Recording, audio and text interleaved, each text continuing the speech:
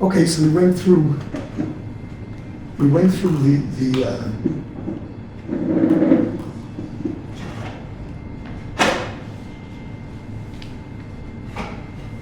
the issue surrounding the existence of a creator, how evolution without a creator just doesn't work. There are too many problems with it.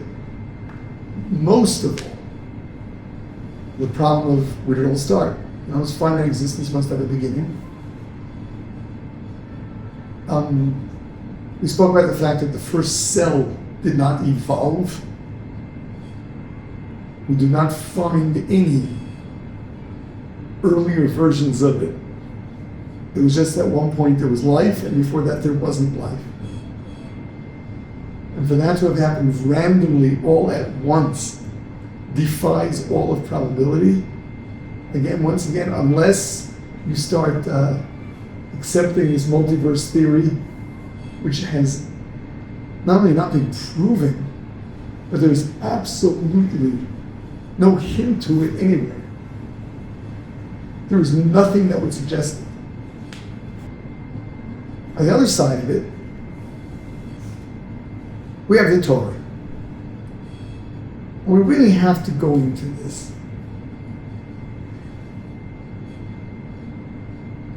The Torah begins with Bereshit bara Elokim, in the beginning God created.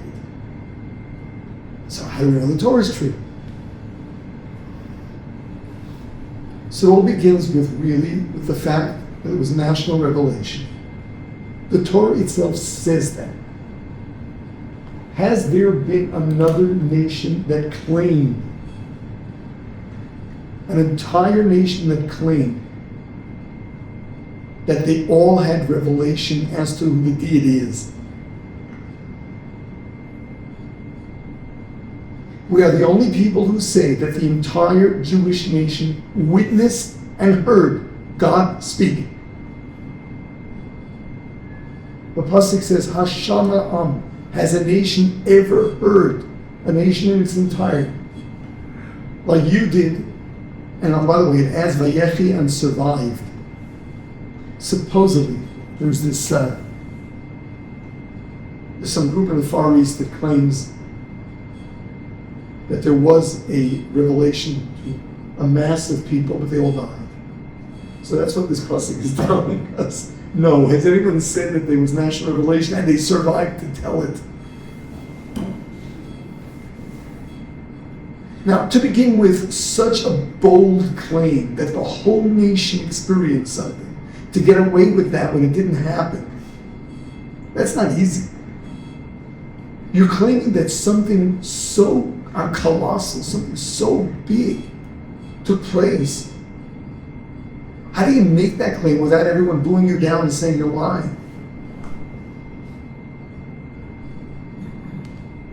But it goes deeper. Because the Torah writes that Moshe wrote down the Torah and handed it to the tribes. He handed it to the Israelites. Which means this was recorded and handed to people that actually experienced the revelation. That's what it says. The older generation died out, but the younger ones were still alive, and the women were still alive.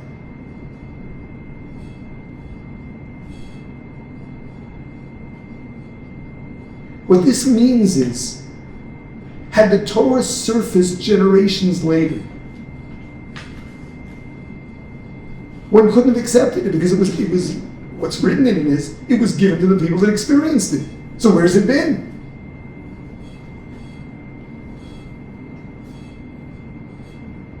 Built into the Torah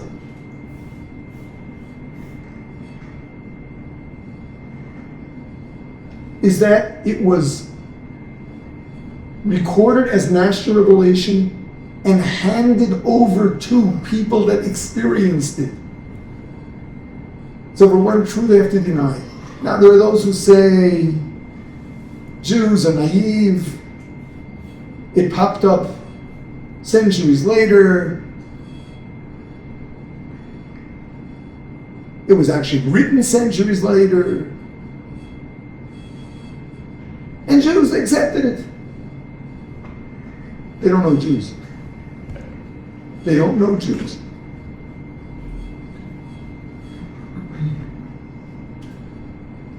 Yeah. Well, that was going to be my question, because Moses was alive 3,000 to 3,500 years ago, and the oldest carbon dated Torah that we have is like 800 years or 1,000 years, or how? First of all, why do you think the old ones still survive?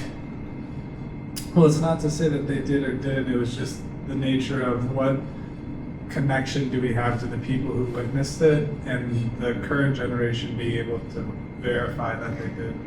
Why would the Jewish nation, there's no point where there was, like, where did the Torah enter and how would the people have accepted it if it said that it was handed over to the people who witnessed it?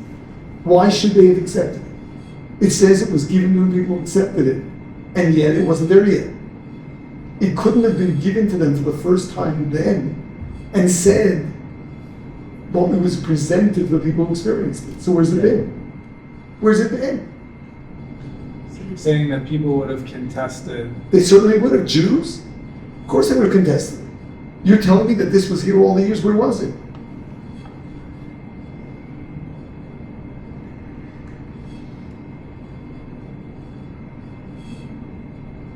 Yeah, there's now, based on the archaeology, there are those that say that the Torah was written in the Hellenistic period.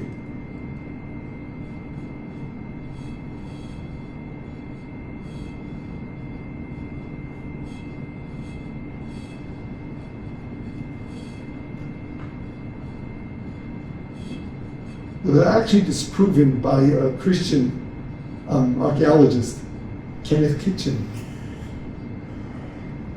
who points out that the Hebrew of the Bible is an Egyptian Hebrew, meaning it was definitely influenced by Egyptian, as opposed to the Hebrew in the Hellenistic period, which was a Greek Hebrew.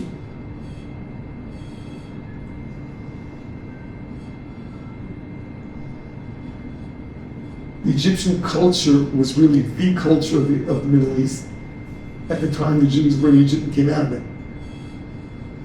It's a different Hebrew. And the Bible stories themselves, because of the details recorded in the Torah, don't fit the way of life in the days of, in the Hellenistic period.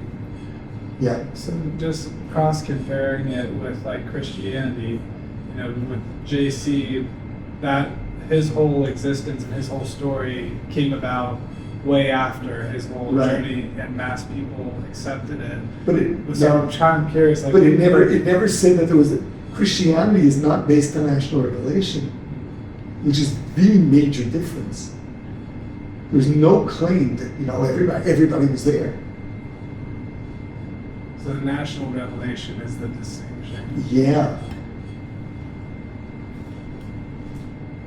With Kenneth Kitchen puts out some very interesting things. For example, archaeology, there are things that they're really able to do. Joseph was sold as a slave. And the Torah tells us how much he was sold for. So he did a comparison of prices of slaves over the different eras. And it only matches the era. It's hilarious. It only matches the price, the going price of slaves in the early Egyptian era.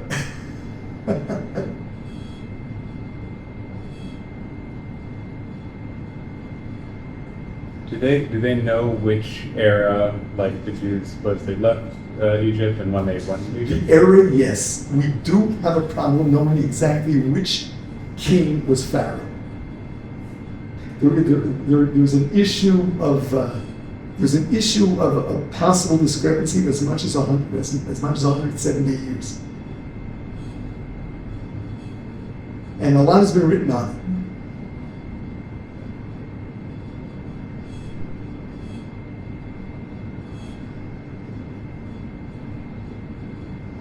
There's a book out there about that the Greeks doctored the calendar for their own political reasons.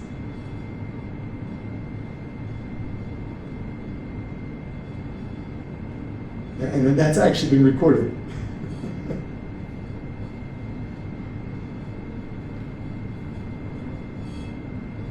But we're really not certain which Egyptian king was Pharaoh. It's what's generally accepted was this Ramses, because the Torah speaks of the city of Ramses that was built by the Jews. It was probably named after him, but that's not very scientific.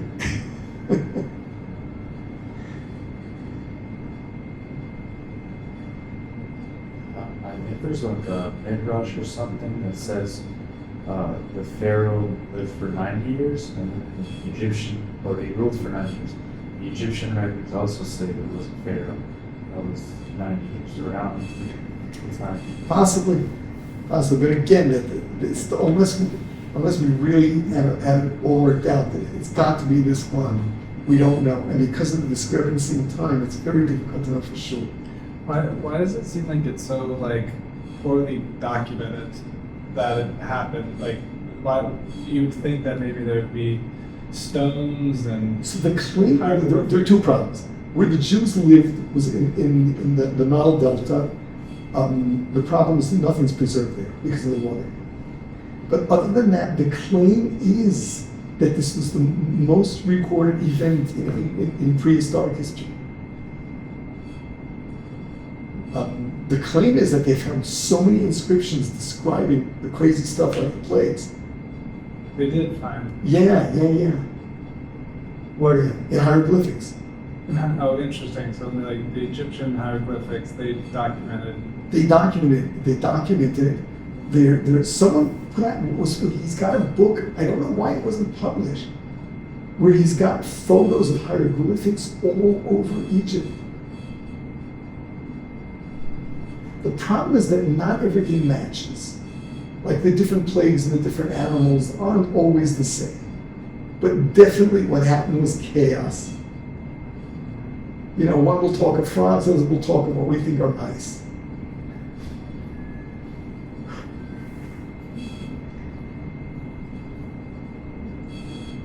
What about I don't know, for instance, with Moses passed, being able to have a holy site or a grave site for him that people would keep holy? The Torah specifically said that Hashem wanted for no one to know where he's buried.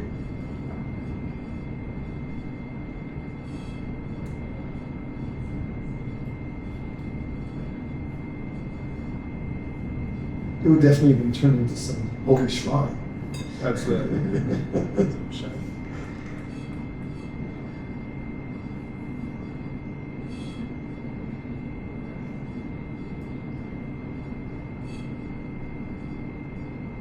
Now, up until now, we've been talking about scientific proofs, possible archaeological proofs, or at least common sense proofs. If you ask your average believing Jew, how do you know God exists? How do you know Torah is true? He is not going to give you any of the answers that I mentioned. He may not be able to articulate anything about what the reason is for his belief. I would like to share with you the unarticulated proofs that I think the mass of believing Jewry has lived with for generations.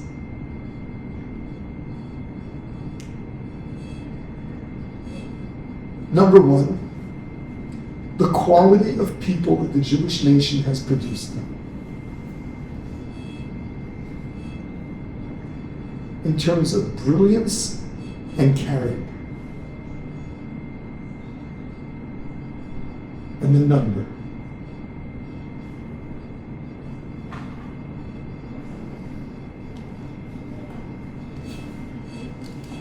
This is not a scientific proof,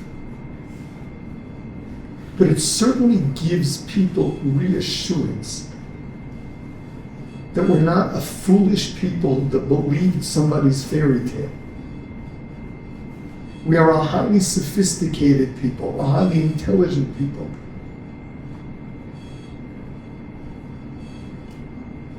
And this Torah that we've lived by has created within us a drive for excellence, both in terms of scholarship as well as in character.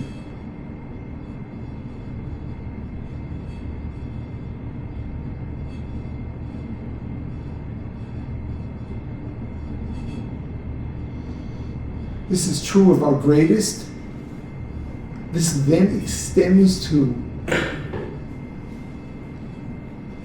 some very basic things that are built into Jewish society.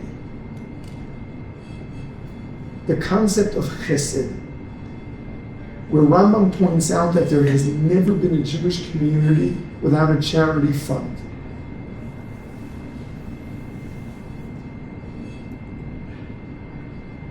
This is true of observant and non-observant alike. But the more observant, the greater the level. What I mean is, part of Orthodox society, built into Orthodox society, and this is all of Orthodox society, is the idea of helping the underprivileged, Jews taking care of one another, giving of our resources,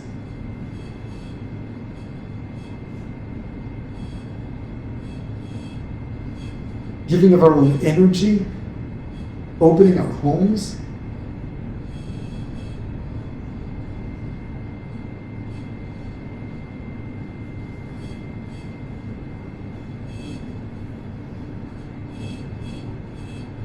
The average Orthodox woman, I believe today, can be doing as much chesed as Mother Teresa and is deserving of a Nobel Peace Prize. The chesed that goes on in Orthodox communities is endless. And in non-Orthodox communities, it's also pretty good.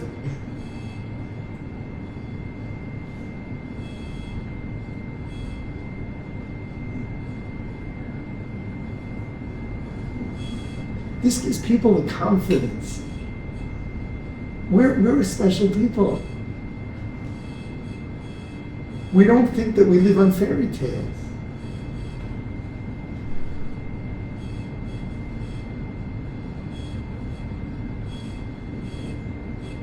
It is so deeply ingrained in us.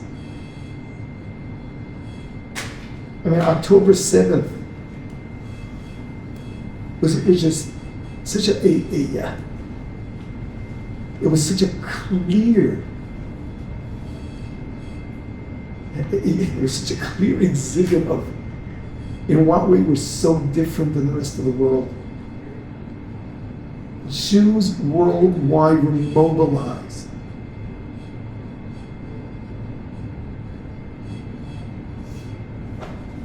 The outpouring of money, of resources of all kinds. There is no nation on earth that would ever do such a thing. I grew up with the Italians. They're like, they have family values in a big way. I cannot imagine that if a group of Italians, even in Sicily, were threatened, that all of Italians, wherever they live, would have raised many millions of dollars to help and come on solidarity missions.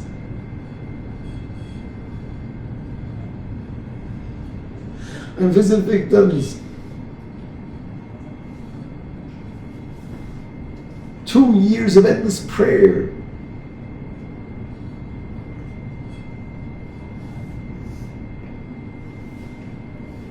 We're not just another people. There's an internal confidence. We're different. And it comes from Torah. That's where it all comes from. And of course, well, I don't want to harp on it. Anti-Semitism. We're the most hated people ever.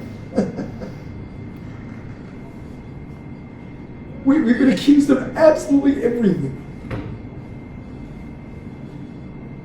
And it's still alive and well in this day and age. It's not just primitive. The concept of a blood libel, of fake news, of making up. Just fabricating stories that are believed by most of humanity against us. There's no other people like them. And every Jew walks around knowing we are the wisest and most hated people on earth.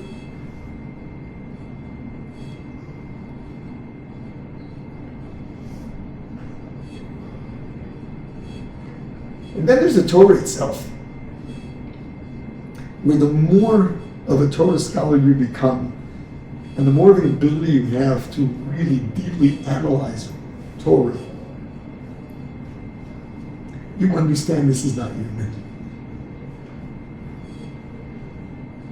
The endless depth and profundity and the volume. So again, these are the unarticulated truths that I think were really what made Jews know we weren't lied to. This is very real. Okay.